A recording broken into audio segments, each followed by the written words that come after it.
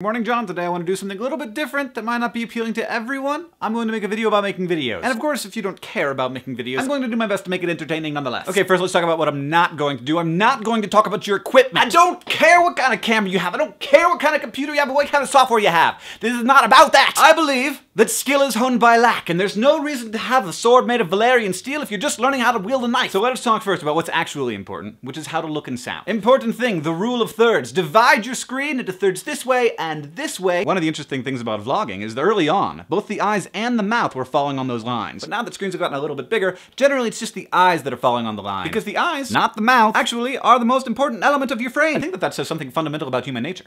I'm just not sure what it is. Now, how you sound. Imagine for a moment me going downstairs and talking to my wife the way that I talk while I'm vlogging. That does not happen. This is not my normal talking voice. Surprise, surprise. The way that I imagine it is that I'm on a gigantic stage, and there is one person in the audience. And I'm talking to that one person, but I can't talk to them like a normal person because I'm on a gigantic stage. Now, this is obviously a difficult thing to hone. You're not gonna get your vlogging voice immediately. Watch early Vlogbrothers videos and see that we sucked too when we started. It's nice that for me, the one person in the audience is generally, or at least it started out being, my brother. So I knew how to talk to my brother. I knew what would make him happy. Now that one person has changed, and it's kind of an amalgam of all of Nerdfighteria. It's just each of you individually I'm trying to imagine all at once. It's very strange. Now moving on, there's don't forget to be awesome, which is one of the most important rules in life, but there's also, for vlogging, another one. Don't forget to be interesting. I even write out scripts sometimes so that I make sure that what I'm saying isn't dull as hell. I wrote a script for this video. I'm gonna post that script on my Tumblr so you can see the difference between the script and what actually gets made into the video. Also, never forget that even the best audience, there will be parts of it that will have a very short attention span, and you will have to pander to those people. But honestly, it's fun, and I truly believe that pandering to those people actually makes your video better. There's a lot of ways to keep things interesting. You can move around, put some video over your voice. You can use props, awesome, funny hats. Go outside. You can sing songs. You can speed things up. Or you can slow things down. Use filters, and you can use puppets. A lot of times people ask me how I get ideas for videos, but really,